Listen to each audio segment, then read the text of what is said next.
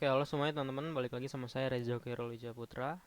Pada kesempatan kali ini, saya bakal coba sharing sedikit tentang data tables dari sisi client side untuk make data tablesnya gitu ya, untuk ngebuat data tablesnya itu melalui uh, JavaScript gitu ya, di front end-nya gitu ya teman-teman. Oke, sebenarnya saya udah coba bikin juga sih video yang data tables full di backendnya itu di Laravel gitu ya. Nah di sini saya mau cobain nge-load atau nge-make-nya ya, membuat data table-nya itu menggunakan JavaScript, tapi dari sisi datanya secara backend-nya uh, kita menggunakan Laravel. Jadi kita data tables-nya ini bukan client side ya teman-teman. Jadi data tables-nya ini nanti akan berbentuk server side gitu. Nah, jadi di sini saya nemuin helper yang nantinya akan mempermudah kita ketika mau mencoba generate uh, data tablesnya ya teman-teman untuk server side ya, bukan client side. Nah, jadi di sini saya nemuin nih kelas ibaratnya ini sebagai helper gitu ya untuk Ajax-nya. Nah, jadi ini benar-benar mempermudah kita gitu ya. Oke, di sini saya bakal coba jelasin satu persatu untuk beberapa function ya. Jadi ini ada kelas ya. Ini anggap aja kelas untuk helper Ajax. Jadi di sini nanti ada function data tables, function Ajax, XHR progress ketika ada XML HTTP request gitu ya. Jadi ada proses sinkronus. Nanti kita pengen misalnya mencoba menghitung progresnya udah berapa gitu. Itu ada di sini function XHR progress. Kemudian ada soal sukses, soal error, soal loading. Nah, soal ini harus teman-teman install dulu ya, entah itu nanti menggunakan CDN atau teman-teman download JavaScript-nya kemudian ke projectin teman-teman gitu, jadiin di lokal project teman-teman. Jadi nggak pakai CDN, nggak pakai internet. Jadi kita nggak download dulu.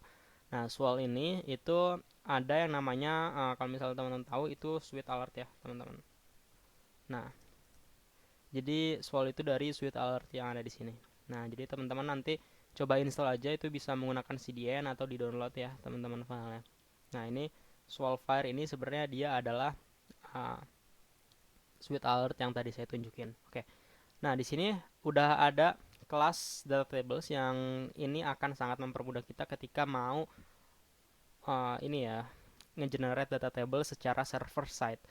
Oke, di sini ada function data tables dan di sini dia akan destructuring parameter. Jadi nanti ketika kita inisialisasi objek helper yang ada di sini, ini kan ada kelas Felix, ini anggap aja sebagai helper. Nah, ketika kita manggil function data tables, parameternya itu nanti akan berisi objek, gitu ya teman-teman. Jadi ini sebenarnya hanya satu aja di sini. Misalnya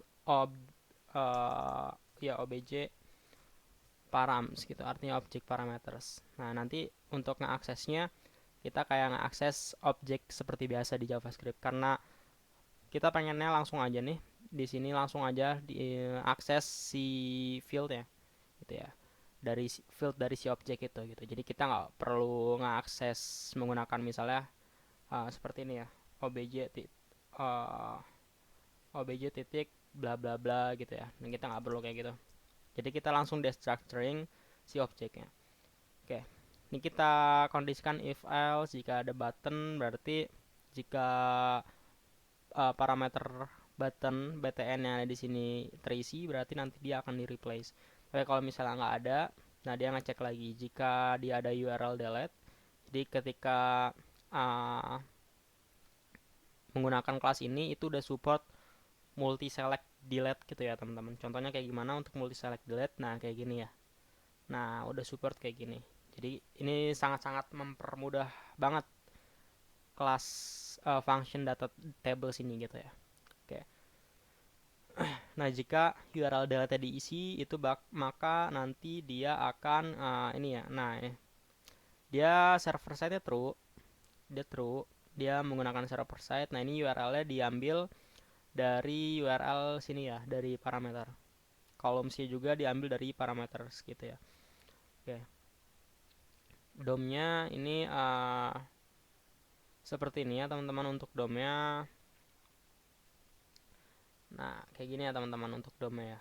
Nah, DOM ini ada aturannya sendiri ya untuk cara-cara penulisan DOM-nya itu udah tertulis aturannya di dokumentasi data tables-nya, data tables resminya.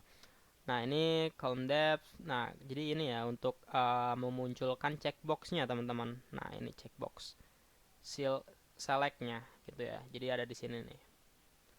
Nah, di sini ya dia checkbox-nya teman-teman. Oke. Jadi ketika URL delete-nya ini diisi, berarti nanti data tables ini support untuk multi select delete gitu ya. Oke. Nah, kemudian di sini ada jQuery. Ketika button delete-nya diklik, kita mau ngelakuin action apa nih? Nah, kalau misalnya belum ada yang dipilih gitu ya dari si usernya, misalnya kita belum milih sama sekali, kita klik nanti bakal muncul seperti ini. Oke. Nah, kayak gini ya. Tapi kalau misalnya udah gitu ya, udah dipilih, entah itu 1, 2, itu pokoknya udah dipilih, nanti dia akan masuk ke sini. Nah, jadi ketika dia udah ada yang dipilih gitu ya, row-nya dari sisi usernya, ketika user udah milih, dia akan ngelakuin Ajax. Nah, di sini karena berhubung Laravel, kalau misalnya kita ingin melakukan Ajax di Laravel itu, kita harus menyisipkan yang namanya CSRF token ya. Itu bisa melalui header atau bisa melalui request body. Kalau request body tinggal tambahin field $_token kayak gitu ya. Nanti di data sih harusnya. Nah, harusnya di gini. Nah, kayak gini ya, teman-teman. Oke.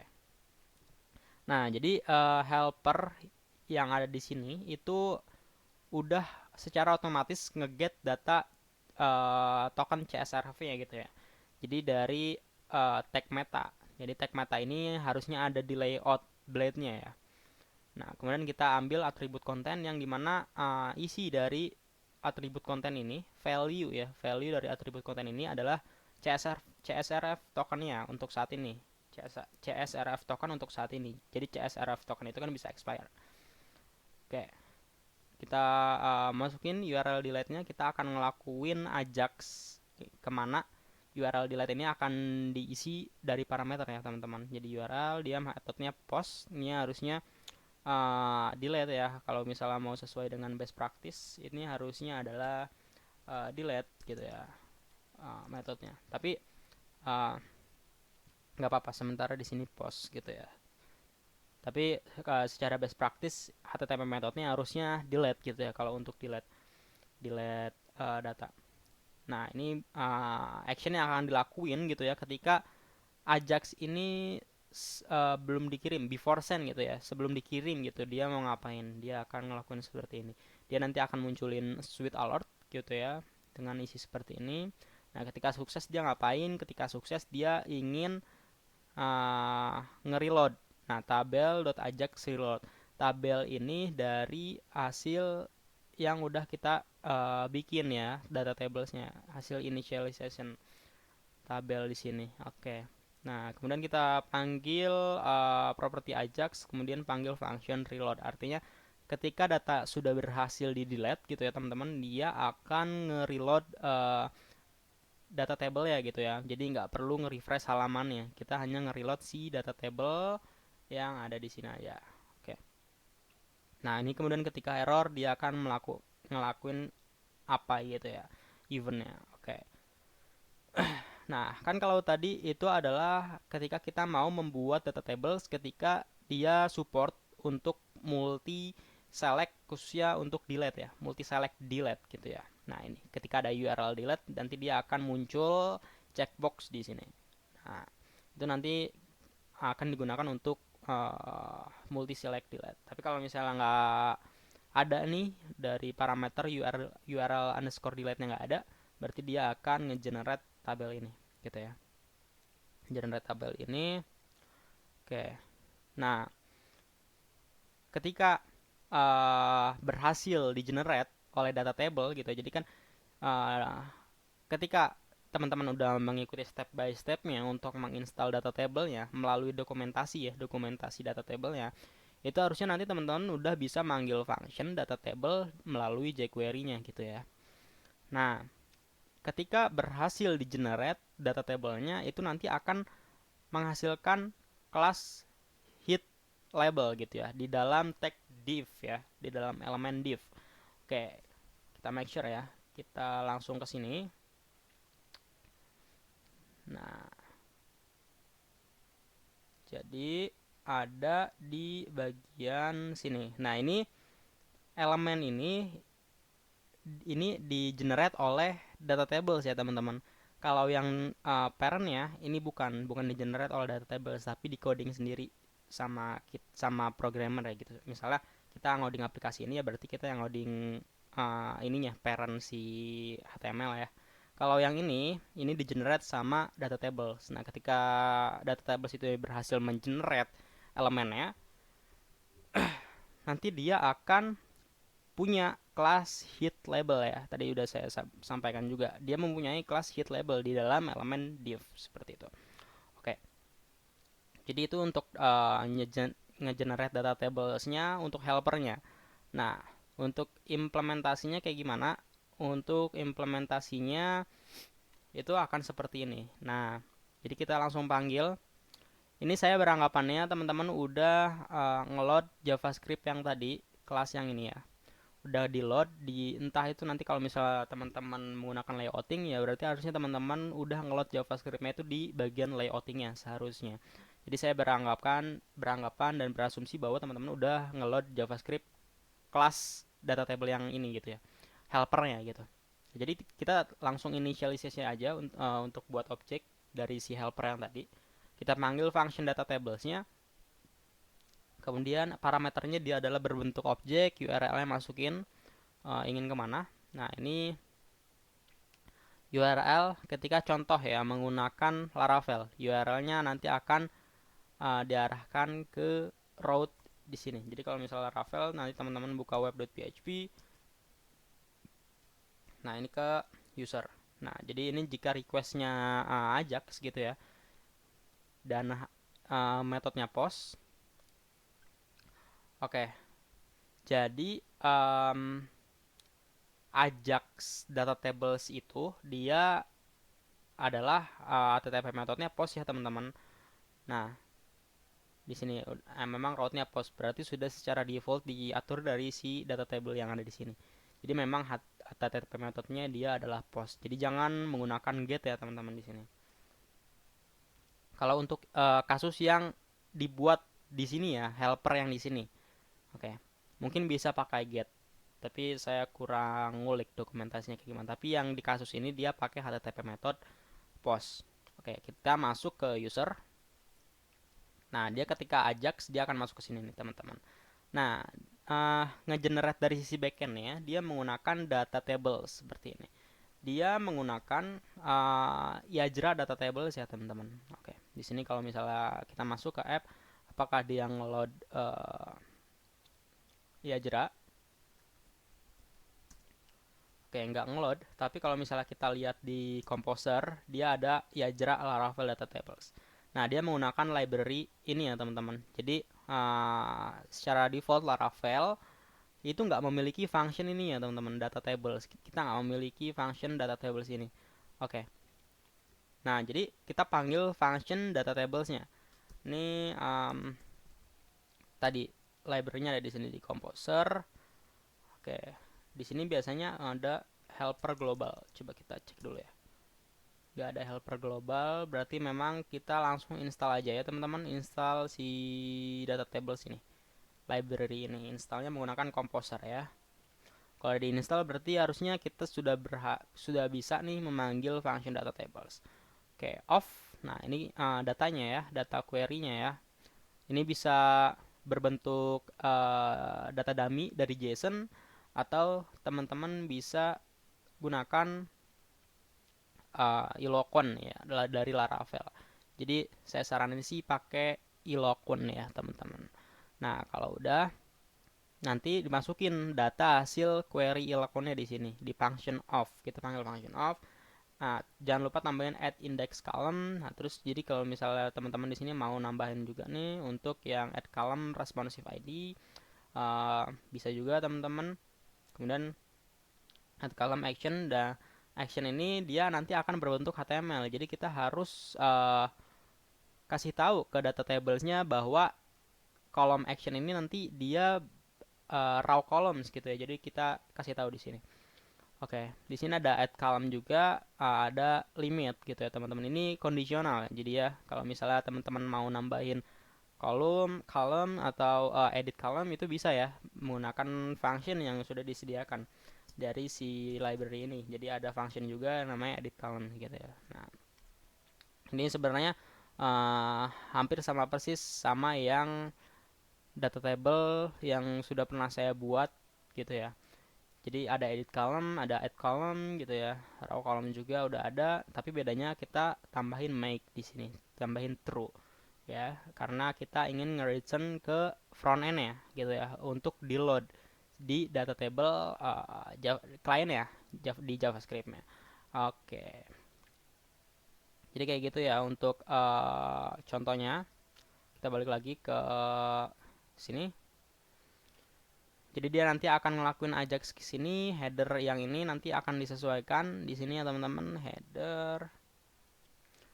Nah, jadi tadi ada kelas yang namanya hit label. Nah, di sini nanti dia akan menambahkan HTML gitu ya. Nah, di sini headernya gitu. Kolomnya, kolom responsive ID dari hasil add column yang ada di controller tadi ya teman-teman. Nah, dari sini kemudian name-nya ini adalah hasil dari query Ilocon-nya di sini. Ini harusnya ada kolom name di tabel ya. Username ada juga. Nah, limit dan action ini lah yang kita tambahin sendiri gitu ya. Oke. Nah, untuk memunculkan nama kolom ya, kita bisa custom di sini ya teman-teman. Jadi tadi bahwa yang ini ya di generate oleh data table client ya. Nah, yang ininya bukan ya teman-teman, yang parentnya. Jadi ada parent card data table. Nah, di sini. Ini memang kita coding. Nah, tapi sebenarnya child dari card data table ini sebenarnya itu dia tag elemen tabel seperti ini. Tapi karena dia diubah oleh data tablenya, jadi kita ketika memanggil function data tables, kita kasih tahu ke data tablesnya targetnya itu ke elemen tabel mana gitu ya. Jadi di sini itu udah ada ya teman-teman. Nah, di sini itu udah ada. Nah, kita akan mentargetkan ke kelas data tables basic. Nah, kalau misalnya kita perhatikan di sini itu ada kelas yang namanya data table basic. Nah, di sini ya teman-teman. Jadi ini nanti akan diubah elemennya sama data tablesnya itu sendiri gitu ya. Jadi di sini misalnya teman-teman mau custom di sini nama lengkap gitu ya. Nah, nama lengkap ini nanti akan diambil datanya dari sini ya teman-teman. Nah, ini ya gitu ya. Jadi di sini ada kolom yang memang dikosongkan gitu di sini untuk responsive ID-nya. Oke. Itu nanti yang ini itu akan digunakan untuk biasanya untuk ini ya checkboxnya gitu ya. Oke, yang user kita refresh. Tadi kita ngubah nama kolomnya ya teman-teman. Nah, ini jadi nama lengkap gitu ya. Jadi ini jadi nama lengkap gitu. Kita bisa custom di sini untuk nama kolomnya. Nah, kalau untuk nge-custom dari si datanya, row-nya, each row-nya, setiap row-nya itu bisa di bagian controllernya ya teman-teman, di admin controller. Nah, kita ini aja edit column. Nah, karena yang tadi yang name ini diambil dari column name, berarti kita langsung edit column name, kemudian kita panggil callback function-nya. Callback function-nya kita langsung return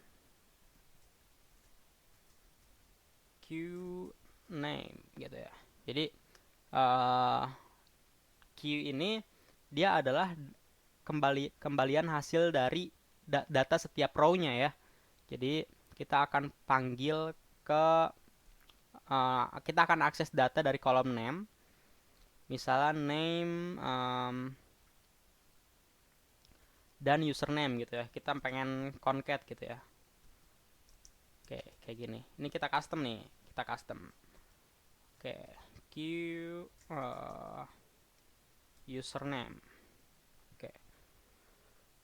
Jadi ini ya untuk fungsi dari function edit column. Oke, kita refresh.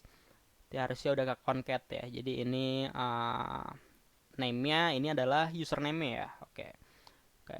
Jadi kayak gitu ya untuk nge-edit column ya gitu ya. Ngedit setiap row-nya, sorry. Kalau ngedit column tadi di HTML-nya di sini ya. Nah, untuk ngedit nama column-nya di sini. Secara front end. Oke. Ini harus berurutan ya, teman-teman. Jadi kalau misalnya di sini pertama itu ada column yang kosong, berarti di sini yang column pertama juga harus yang ini. Nah, karena yang name tadi ada di kedua ya. Di kedua di sini ya, berarti di sini harus berurutan juga. Ini harus kedua dan seterusnya kayak gitu ya teman-teman. Nah ini untuk button ya, jadi ini bisa custom custom juga untuk buttonnya nanti. Nah di sini untuk tag HTML-nya gitu yang ingin ditambahin apa. Oke, jadi seperti itu ya teman-teman untuk ngebuat data tables dari sisi klien, dari sisi front end-nya gitu ya teman-teman. Jadi tetap dia menggunakan data table server side, cuman bedanya kita nge-generate data tables HTML-nya itu melalui front end-nya langsung, melalui view, melalui JavaScript gitu ya. Kalau misalnya sebelumnya itu kan ada juga yang nge-generate-nya full menggunakan PHP gitu ya teman-teman. Jadi di sini saya contohkan bagaimana caranya nge-generate-nya menggunakan JavaScript di front end. Oke. Jadi begitu ya teman-teman.